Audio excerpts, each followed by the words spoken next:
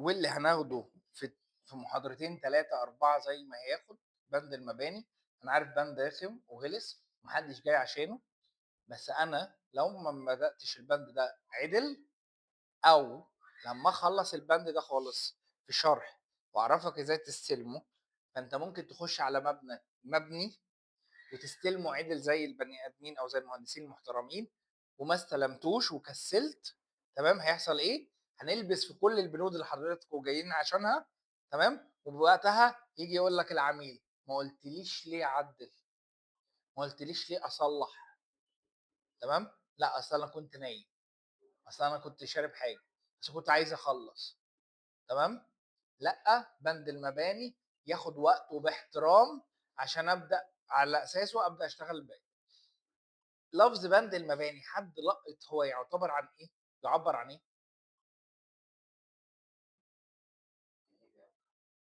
يعني ايه بند مباني؟ الله، انا كنت متوسط كده، ما ده الطبيعي، ده المنطقي.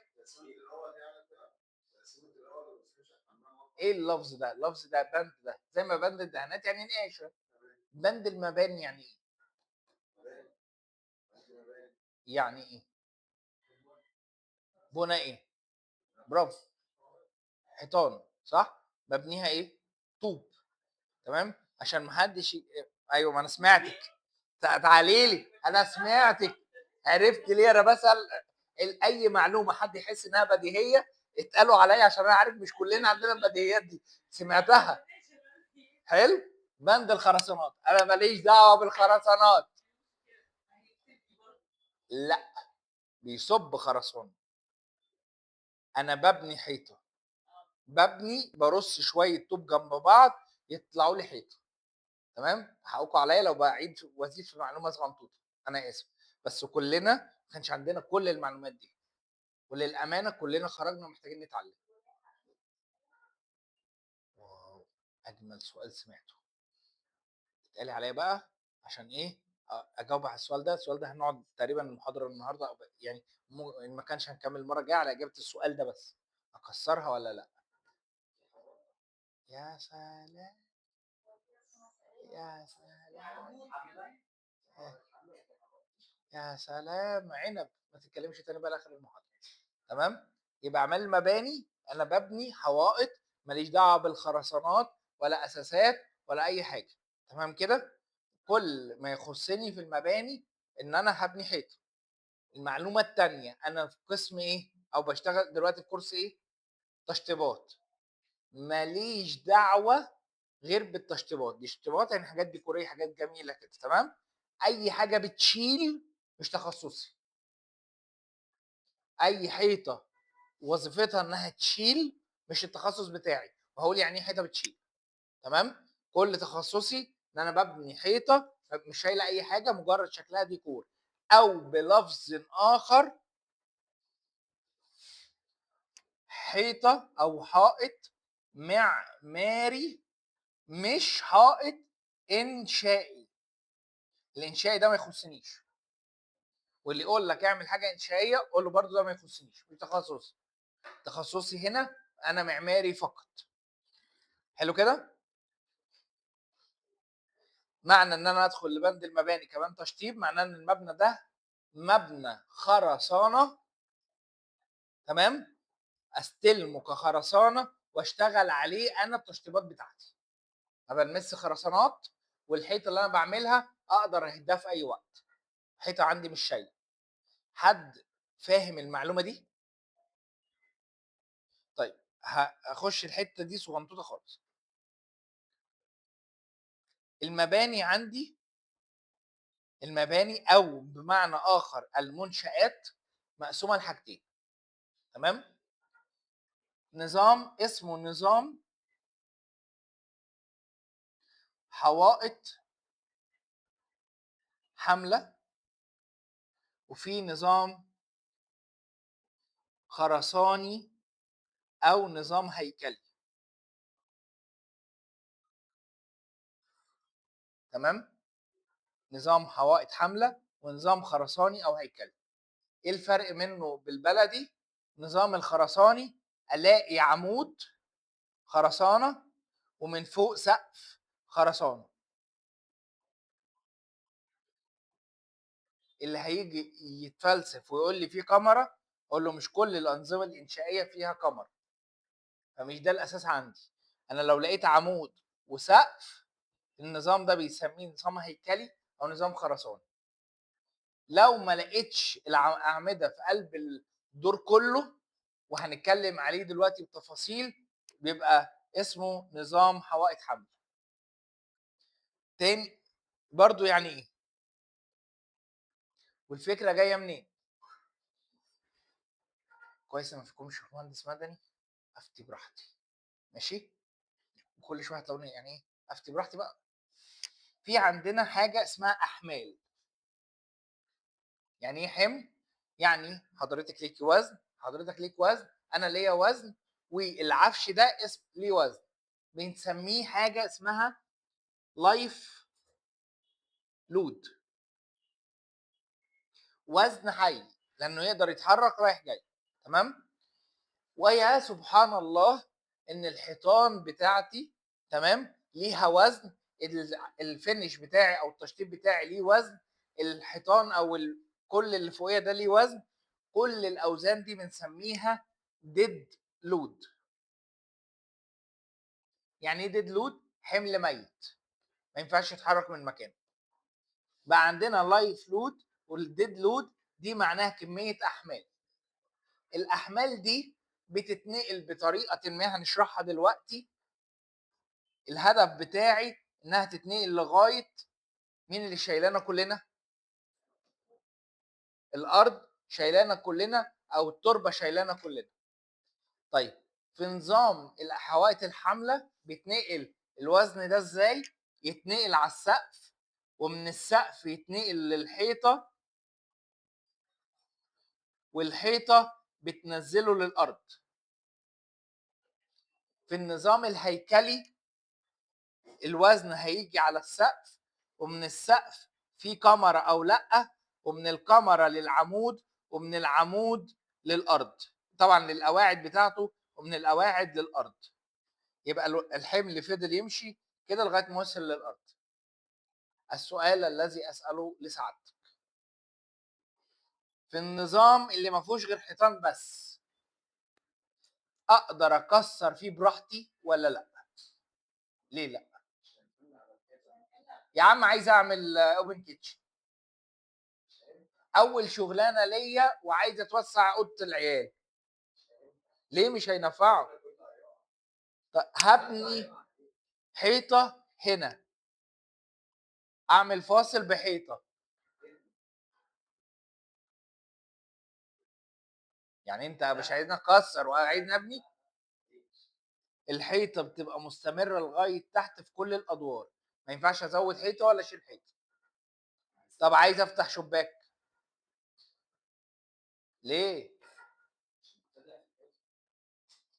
حد متفق مع الراجل اللي بيقول اي كلام ده؟ ده بيقول اي كلام.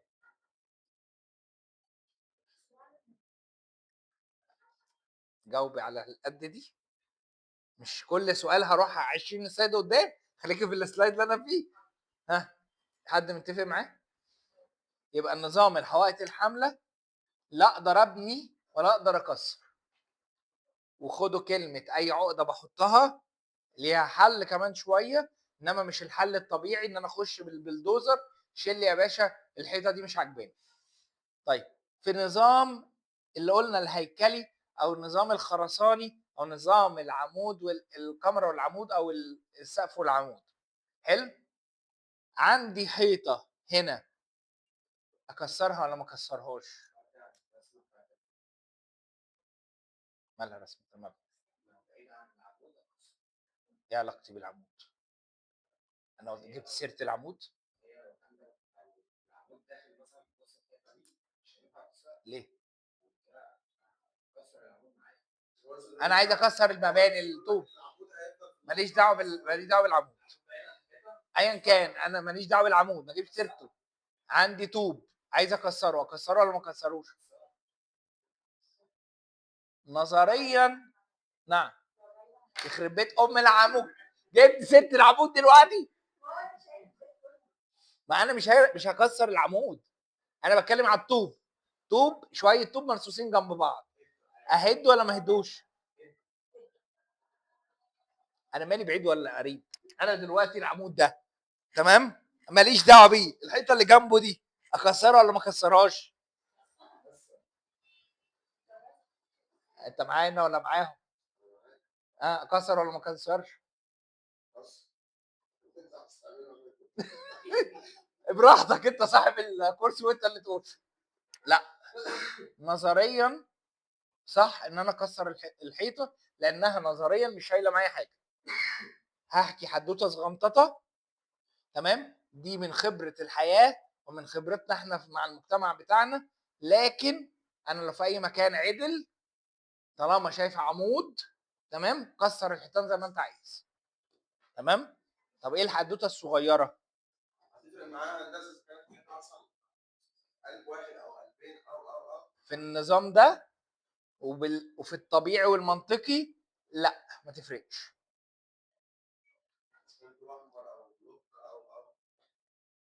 بس خد القصه اللي هحكيها دي. عامه نظريا اي مبنى خرساني هو عباره عن عمود وسقف، او عمود وكاميرا وسقف، تمام، كسر الحيطان زي ما انت عايز. طيب ايه العملي؟ عشان برضو اكون امين، هقول لفظ نركز فيه. عارف قصه حياه المنشأ؟ بكل بساطه، في مصر في التسعينات وقعت عماره كامله 12 دور. ليه؟ مهندس امور زي حضراتكم جه في الدور الارضي وفتح شباك صغير. ال 12 دول موتوا الناس اللي تحتيهم كلهم. حد متوقع ايه السبب؟ والمبنى كان مبنى خرسانه.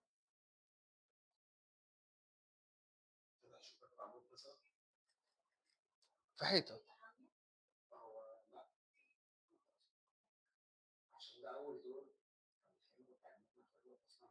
ازاي؟ انا قلت لك في النظام الاعمده في حاجه اسمها حيطه، في اسمها دور بيشيل او حيطه بتشيل صغير. ده مش دور اساسي.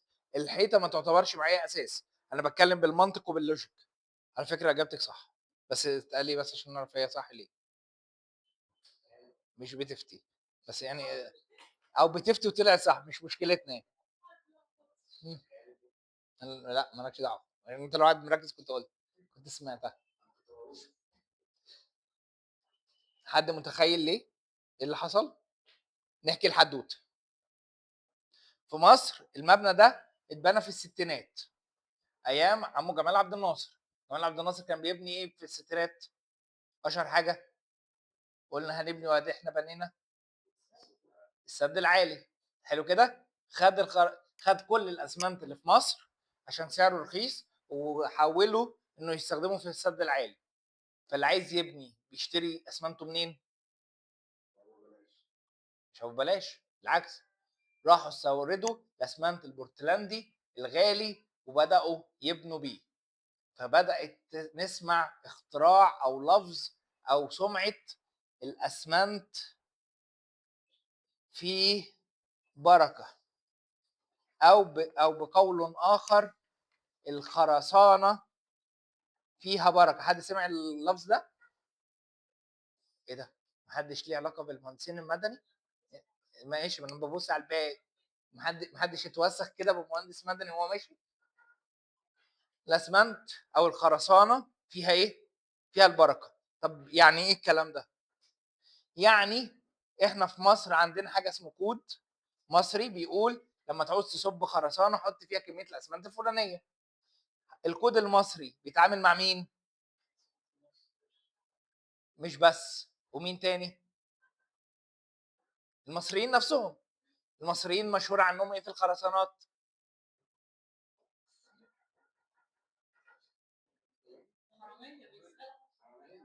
يعني الحاجه اللي عايزه شكارتين اسمنت بيحط شكاره، ما كانش هيحط نص. الحاجه اللي عايزه طن اسمنت بنحط 10 شكاير، مش الحمد لله مش 8. مش 8 شكاير. التن 20 شكاره هنتكلم عليه، هيحطوا 10 يحطوا 9. تمام. فبدا الكود المصري الحاجه اللي عايزه 10 شكاير هو نفسه يقول عايزه طن، عشان عارف ان احنا هنسرقه هنحط 10 شكاير.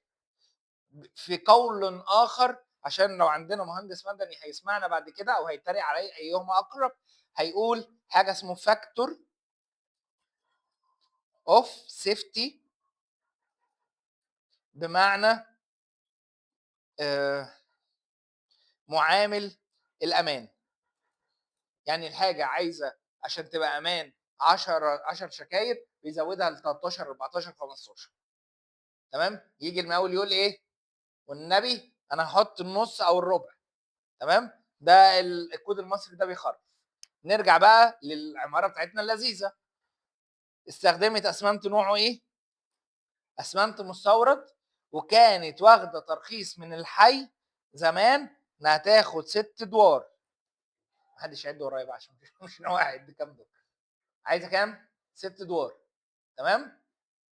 الراجل صاحب العماره لما جه الانفتاح ربنا كرمه وعياله عايزين ايه؟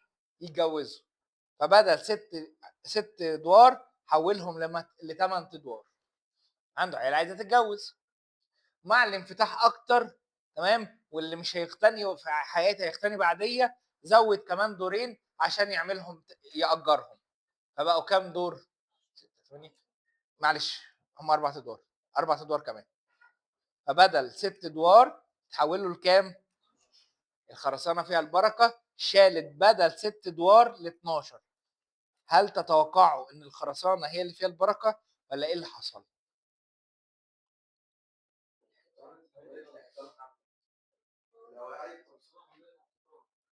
ايه رايك؟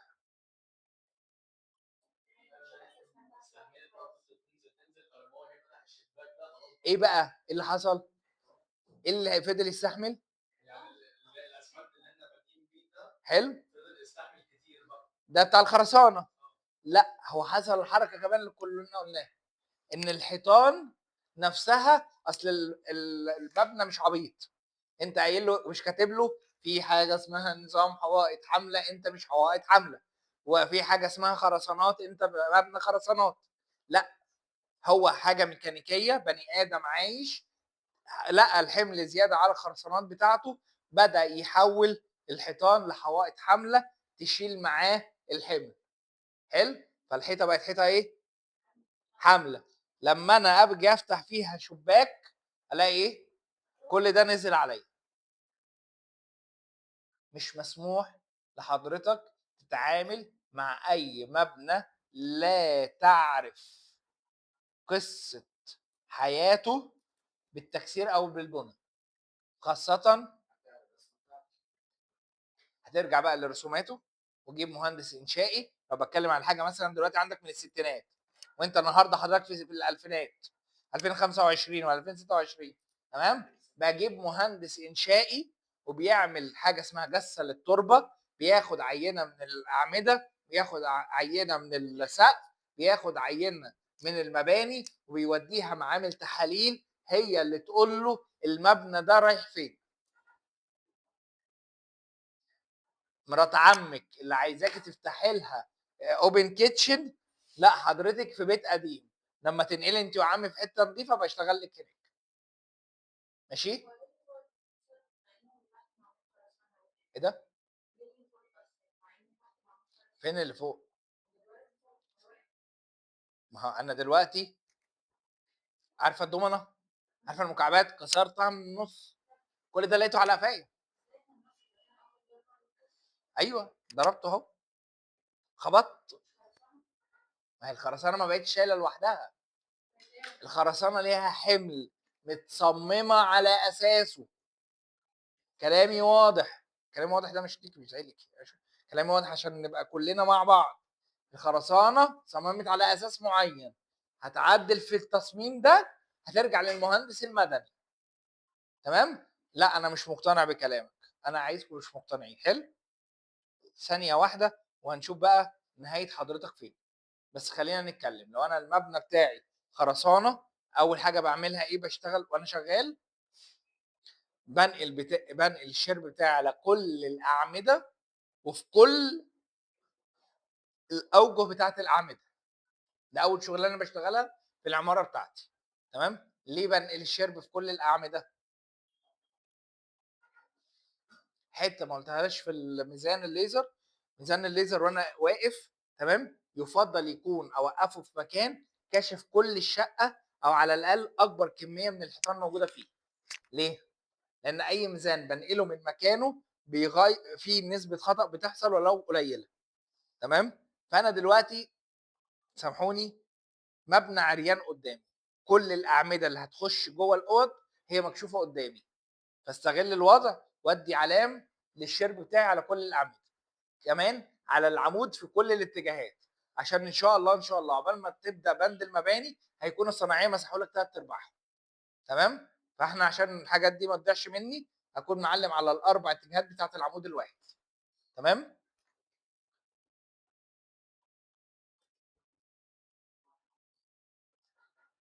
لما ببني بالطوب. تمام. ملحوظه، اول لفظ هنستخدمه في بند المباني لفظ المدماك. يعني ايه مدماك؟ شايفين صف الطوب الواحد ده؟ مش هنقول عليه بعد كده صف، نبدا نقول لفظ مدماك. تمام. لما بقول الالفاظ بتاعت الصناعيه او بتاعت العمال بيفهموا ان انا فاهم. لكن في الاول والاخر هو البتاع المعفن اللي في الاول ده او اي صف تاني، الصف ده بنسميه مدماك. حلو. اتكلمنا عن الفرق بين الحوائط الانشائيه والحوائط المعماريه؟ لا. صح. ايه الفرق بقى بين لفظ الحوائط الانشائيه والحوائط المعماريه اللي احنا قلناه؟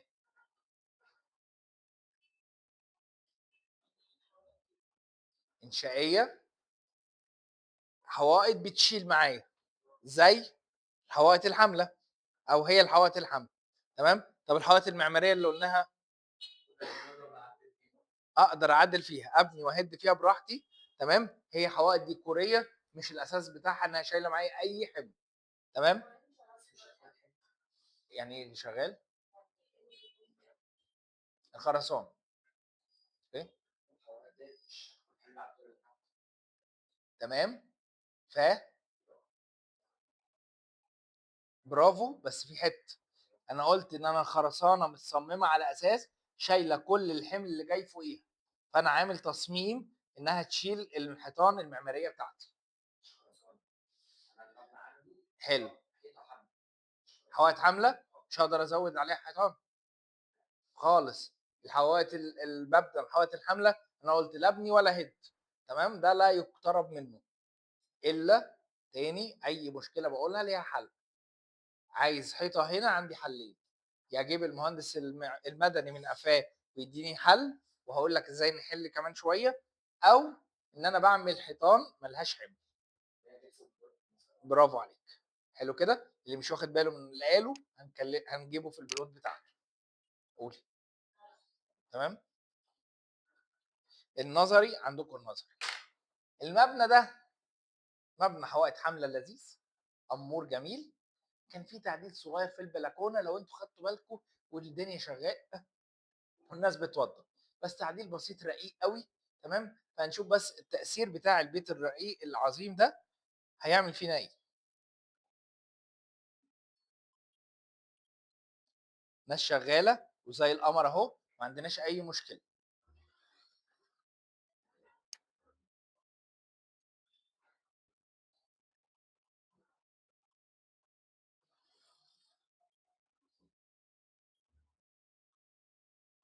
حد واخد باله اللي بيحصل جوه البلكونه؟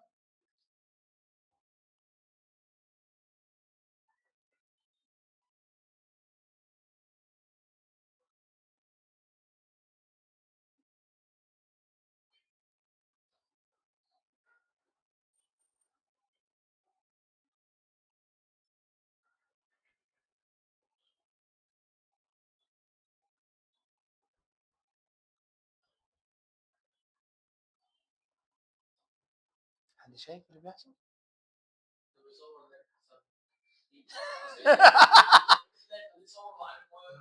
لا. ممكن يكون سمع الصوت ولا حاجه، بدا الصوت اصوات تسمع من جوه. مين اللي عمل جريمه القتل دي مش الحسد، ان حضرتك لا مؤاخذه كنت حمار واشتغلت بدماغك، ما جبتش مهندس مدني يقول لك الدنيا ماشيه ازاي، فانت مشيت بغبائك، دي النتيجه. بس النتيجه للاسف لو انت مت جوه تبقى الرحمه من ربنا بيك. ليه؟ هتعيش بتأنيب ضمير، هتعيش متضايق طول عمرك وفي اكتئاب، غير ان حضرتك هتكون في السجن ما كانش اعدام. اي تعديل صغير في حيطه حوائط حامله، لا البيت فوق دماغك. اتفقنا على المعلومه؟ ثانيه وهتعرف. حلو. بس المهم لما اخوفكم من حاجه، غرضي رقم واحد، انت مش فرحان بالشغلانه وفرحان انك هتوسع بيت ولا تتوسع شقه ولا خدت الشغلانه، في قواعد بتحكمنا. اخرك هنا العب زي ما انت عايز ورا، لكن لما تيجي تعدي على اخرك ده هنا، وان شاء الله اشوفك في السجن ان شاء الله، بس ما تقولهمش ان انا اللي علمتك. حلو كده؟ طيب، افرق بين الحيطه المعماريه والحيطه الانشائيه ازاي، او افرق بين المبنى الخرساني والمبنى المعماري ازاي؟ سوري، المبنى الخرساني ومبنى الحوائط الحمل. سؤال بسيط جدا، او فكره بسيطه جدا. الحيطه الحوائط الحامله لازم تكون اكبر من 25 سم سمك. يعني لو لقيت اكبر من 25 سم، ده معناه ان الحيطه دي حيطه حوائط حامله. اعرف منين سمك الحيطه؟ انت واخده الكرسي من ورايا، ذاكري من ورايا، اعترفي. تبقى عند الباب، نفتح الباب، سمك الحيطه اللي عند الباب دي قد ايه؟ اكبر من 25 سم، ده معناه ان المبنى ده عباره عن حوائط حمل. بس تاكد ان دي حيطه مش عمود، يعني ان هما اليمتين بتوعه هيبقى اكبر من 25 سم. تمام. من 25 سم دي مش مشكلتي، اقل من 25 سم يبقى انا عندي هنا حوائط معماريه. طالما في حوائط معماريه معناه ان في خرسانه شايلاها، طالما في خرسانه شايلاها يبقى ده مبنى خرسانات. مبنى الحوائط الحامله اوعى تلمسها. مبنى الخرسانه لو عارفه جديد، يعني حاجه جديده قدامي فيلا ولسه على الطوب الاحمر، هد براحتك. هتبني عندي شرط واحد عشان تبني براحتك، تمام؟ غير كده هد زي ما انت عايز واعمل الشكل اللي انت نفسك فيه. مبنى الخرسانه قديم هتعامله معامله الحوائط الحمل، ما تلمسوش. تمام. طيب، حته استشاره مهندس مدني او رجوع للرسومات زي ما انت بتقول. لو انا عندي رسومات للمبنى، خاصه لو بتعامل مع الحكومه، في رسومات معماريه او رسومات انشائيه بمشي وراها. قول لي. لا يا حبيبي، انت بيتك فيه رسمه؟ البيت اللي جنبك فيه رسمه؟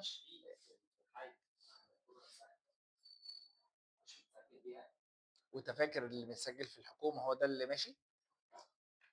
عشان كده قلت المباني الحكوميه هي اللي هعتمد على الرسومات الحكوميه بتاعتها. مش هيبقى ماشي. احنا بنروح نعمل تراخيص لمباني مش موجوده في الواقع. قولا واحدا. حد عنده اعتراض في الحته دي؟ حد بيفكر في حاجه في الحته دي؟ هقول مقاس الطوبه هنا، المقاس الشائع. بعد شويه هنرجع نتكلم عن مقاسات الطوب بمزاج.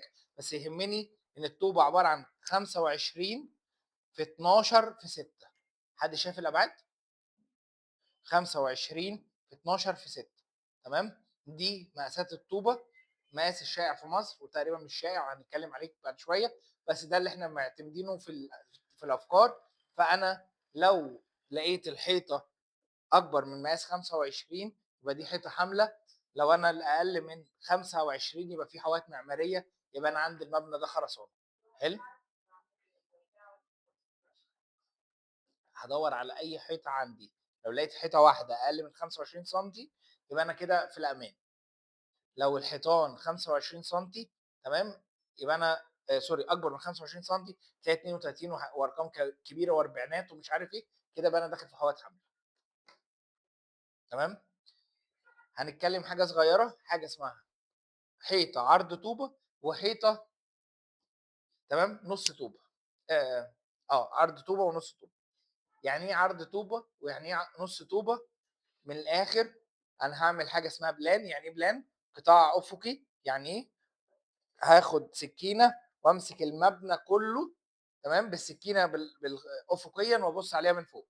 حلو. الحيطه لو انا قطعتها افقي هلاقي فيها ايه؟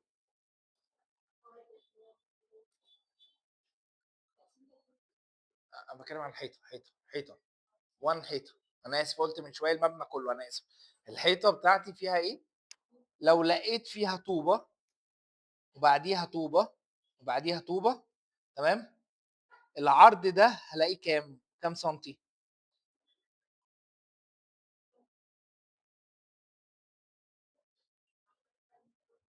احنا قلنا مقاس الطوبه اللي هنمشي عليها 25 في 12 في 6. المقاس ده يبقى كام؟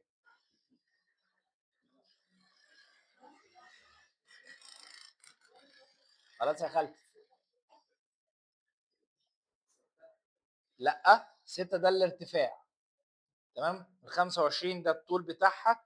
العرض هنا هيبقى 12 سم. حد مختلف معايا؟ انا باصص من فوق بعد ما قطعت الحيطه، والحيطه دي بنسميها حيطه عرض نصف طوبه، بنسميها كده، حيطه عرض نص طوبه. في قول اخر بنشيل عرض دي، بنسميها حيطه نص طوبه. ده القول الدارج، تمام.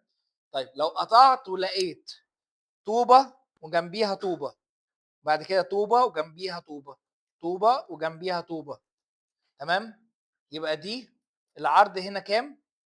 انا هقول ان الفراغ ده نص، سوري، فراغ 1 سم. 12 وسنتي و12، يبقى دي كلها على بعضها 25 سم. بنسميها عرض طوبة، وفي قول آخر حيطة طوبة، تمام. يبقى الحيطة النص طوبة عرضها كام سنتي؟ والحيطة الطوبة طولها كام سنتي؟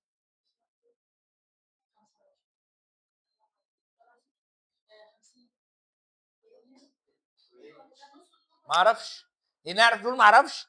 ما قلتش طول الحيطة، طول الحيطة بقى، تمام. العرض هو اللي انا اعرفه، هو العرض بتاع 25 سم، تمام كده.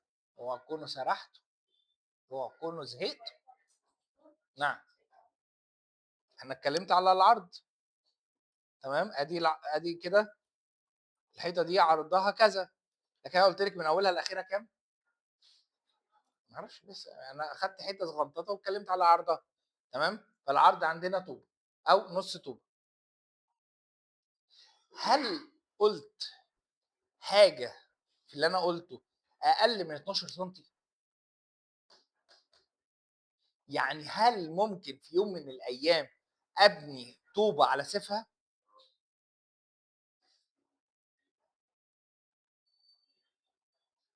اه ولا لا؟ من يوافقني ومن يعارضني ومن يصارعني.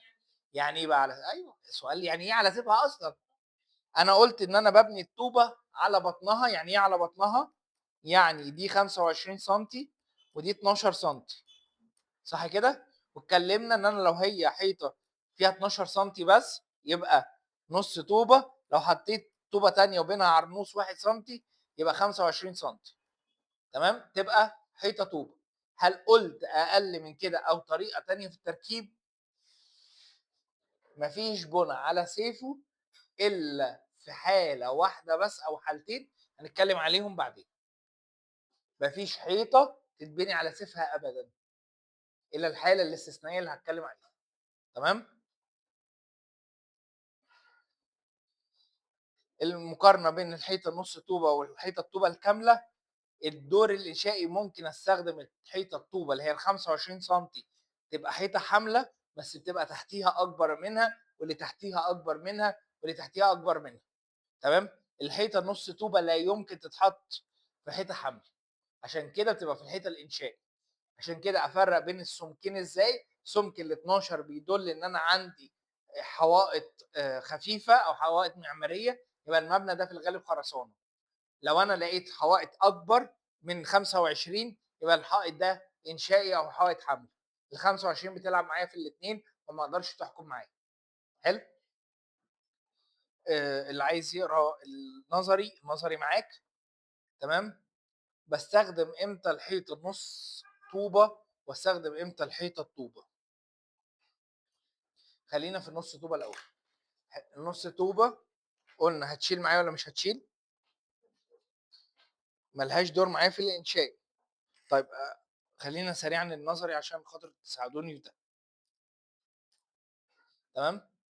الحيطة نُص طوبة أو الدور الإنشائي هي ما بتستخدمش كحوائط حاملة، هي بتستخدم كفصل للفراغات.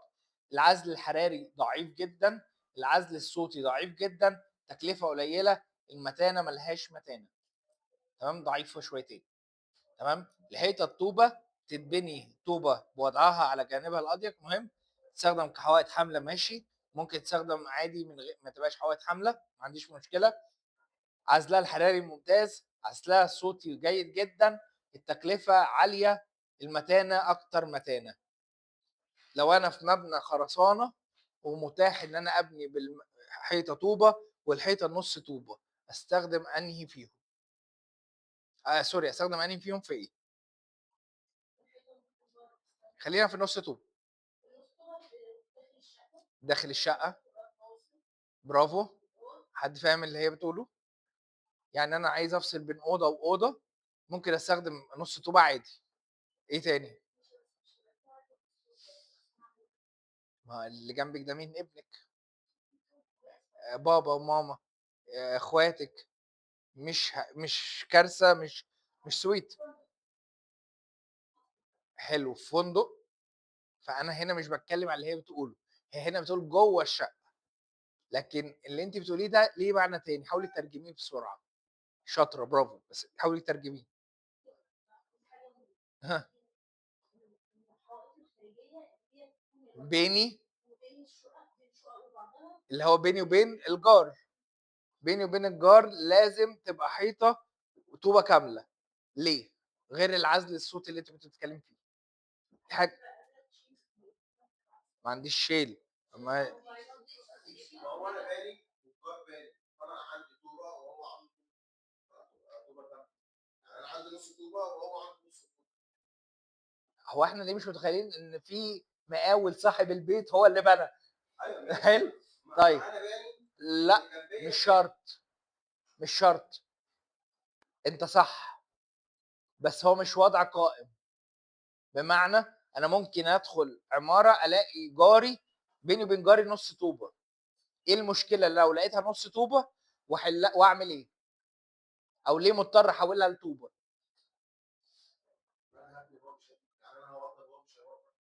هو لازم لمّا يوضّب يبني؟ لأ، مش شرط. هو إحنا كلّنا بيوتنا بيبنيها مهندسين؟ أومال إحنا الخراب اللي إحنا عايشين ده في إيه، بسببه إيه؟ أنا بني أنا لمّا استلمت الشقة لازم يبقى في فاصل بيني وبين الجار، صح؟ الفاصل ده أنا باستلمه جاهز من صاحب العمارة اللي باعها لي، صح؟ لا يمكن إن أنا أغيّر الفاصل ده، وإلا يا إما باخد من عنده أو بياخد من عندي. أنا عندي في طوبة مبنية، لقيت سوري حيطة مبنية، الحيطة دي لقيتها نُص طوبة، تمام؟ إيه مشكلتي لو هي نُص طوبة؟ إيه ده؟ إيه القمر ده؟ ليه مش هاعرف أفتح فيها في التشطيب؟ حلو، لو فتحت فيها في التشطيب ولو هو مشطّب؟ طب أدي مشكلة. أو العكس، لو أنا شطّبت وهو مش مشطّب، هييجي يشطّب عنده يخرّم لسباكة أو كهربا، هالاقيه مخرّم عندي. طب أدي أول مشكلة، مش دي المشكلة الكاملة. برضه برافو بس في الحتّة دي، في حتّة أصعب في موضوع التشطيب.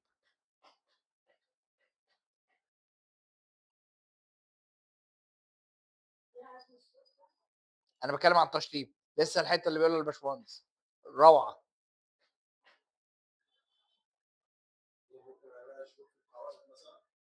مشروع في الحوائط ممكن إن هو يشطّب اللي هيشطّب بعد التاني هيبهدل لتاني حتّه، ماشي، بس في حتّة أجمل.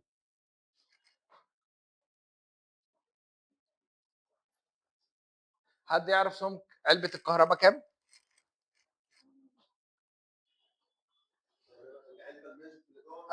كام؟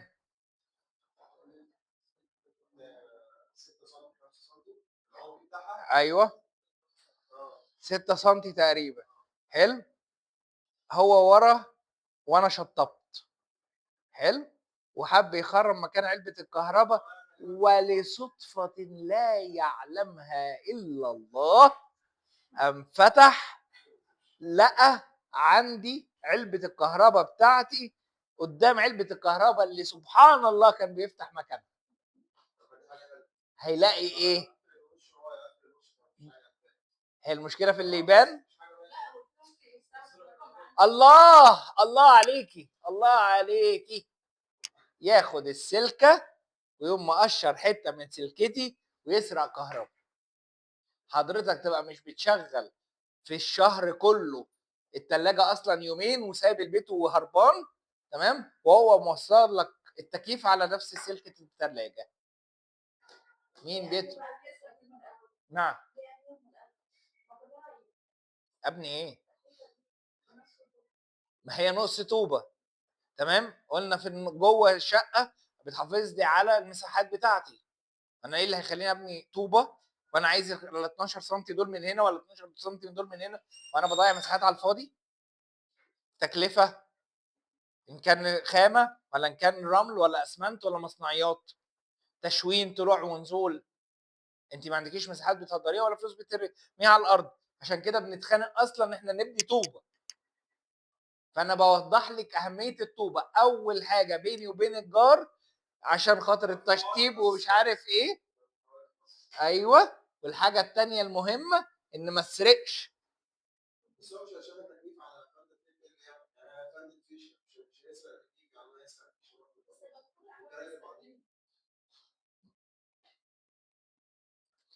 وما كانش يسرق منك الموتور ويسرق منك السخان ويسرق منك الحاجات التقيله عنده، ويوم ما تضرب هتضرب عندك انت، مش هتضرب عنده هو. تمام. فانت اللي هتدفع الثمن. حلو. حقك اسرق الواي فاي من النص طوبه. حقك عليا. الفكره ايه؟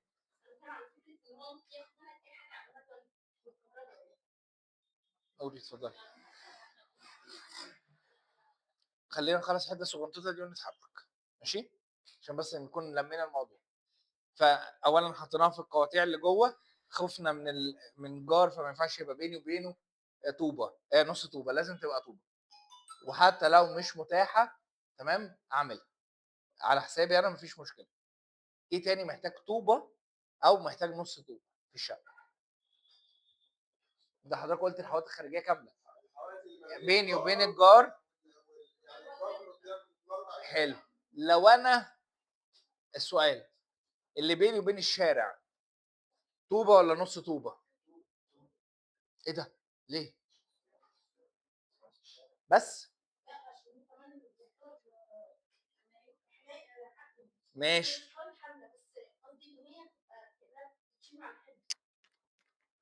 مفيش حد بيشيل، ما عنديش طوبه هنا بيشيل. محدش يقول لي على حيطه بتشيل. ايه تاني؟ ليه دي طوبه صح؟ رغم ان انا متوقع ان حضرتك كنت هتقول نص. يا سلام. طيب في حاجه اصعب. برافو، هي عوامل خارجيه بس جواها. نعم. حقك عليا وانا قلت تمام. ماشي. بس في حته ناقصه. ماشي. بس في نقطه مهمه. يا لهوي، يا لهوي على الجمال. مالها وحده تكييف؟ يا ابني ما تحسسيش انا بالوحده. يا ابني ما تلعبنيش بقى. ايه هي؟ شباب ماليش دعوه بالقبولي، احنا بنتكلم في حته ثانيه. التكييف نفسه، المكان ده بيتعرض لحراره زياده نتيجه انه معرض للشمس. الواجهه الخارجيه معرض دايما للشمس، فحراره زياده بيسميه حمل حراري زياده على المبنى. فالاوضه اللي هي متعرضه للحمل الحراري ده عايزه تكييف بدل 1 وربع 2 ونص. فرق تكلفه في التكييف وفرق تشغيله. تمام. فبروح انا اعمل ايه؟ بدل ما اوفر ثمن مصنعيه، وده اللي هنقابله كلنا تمام في الشارع بره، دايما بنلاقي ايه؟ دايما المقاولين بيعملوها نص طوبه. معلش اعملها طوبه عشان خاطر هدفع تكييفات قد كده، تمام، مقابل ال100 جنيه والّا 200 جنيه اللي وفّرهم في المصنعيات، أو المساحة ال12 سم اللي وفّرها لي. لأ، أنا اللي يهمني إن أنا أوفّر في التكييف، ما استخدمش تكييف زيادة. طبعًا أنتم قُلتوا العوامل الجوية والعوامل الخارجية والصوت ومش عارف إيه. نعم. طب أنهي أرخص، الطوب والّا العازل؟ حلو، العازل أغلى من الطوب، وهنتكلم لو اضطرينا نعمل عازل هنعمل إيه. برافو، حتّة حلوة بس يعني إيه، ثانية وهنتكلم عليها شوية. حد عنده مشكلة في كده؟ طيب، الحمامات الحيطان بتاعتها طوبة والّا نُص طوبة؟ ليه؟ حسيتها إنها طوبة، فقُلت أقول طوبة، جات ما جاتش ما جاتش. No. إيه ده؟ أنا في ناس أنتِ شكلِك مذاكرة من ورايا ماشي، مش مريحاني نفسيًا من أول ما جيتِ. برافو. عشان خاطر لمّا أكسّر المواسير بتاعتي لازم ألاقي حيطة تشيلني. في الغالب مش في كل الحيطان، على الأقل في الحيطان اللي شايلة القاعدة، أو الحيطة اللي شايلة القاعدة، هتاخد المواسير وشاسيه وحاجات كده شايلاه أكتر. القاعدة المُعلّقة أكتر. تمام؟ المنور والسلم يُعاملوا معاملة المواسير الحيطان الخارجية، لازم تبقى طوبة. تكلفة زيادة. تعالَ بقى نقول اللي يتبقى. ماشي، لو انا هستخدم نص طوبه حيطان داخليه، جميع الحوائط تفصل بين الغرف الداخليه في المباني ذات الهيكل الخرساني. تمام، قواطع يعني انا بيني عايز اعمل قطوع كده بيني وبين حد، بس مش لازم يكون بباب او يقفل اوضه. الجدران غير الحامله، اي حيطه مش شايله. تمام.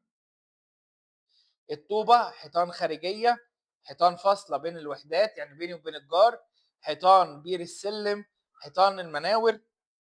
لو طبعًا نظام حوائط حاملة، بابدأ من مقاس 25، هي حيطة طوبة وبعد كده أكمّل. تمام. تاني معلومة تاني، الحيطة الحاملة هي عناصر إنشائي أساسي في المبنى، ما بالمسوش ولا بالخير ولا بالشر. تمام. الحوائط الحاملة الوظيفة الإنشائية على عكس الحوائط المعمارية بتشيل المعماري بيقسّم فراغات، لأ دي بتشيل معايا الحمل وتنقله لتحت. خلّي بالك برضه معلومة كده يعني صغيرة، ليها هي كمان قواعد، هي بتشيل الحمل وتنقل على القاعدة. القاعدة بتاعته بتبقى متدرجة كده لو هي مباني، أو ممكن أغيّر القاعدة دي وأعملها خرسانات. معلومة بس من باب العلم بالشيء. سمك الحيطة، الحائط الحاملة سمك الحيطة كبير. تمام، وصعوبة التعديل المعماري هو مش مستحيل. تمام، بس خلّينا نتكلم إزاي نخلّيه أو إزاي نعمله. آآ طوّلت عليكم أوي؟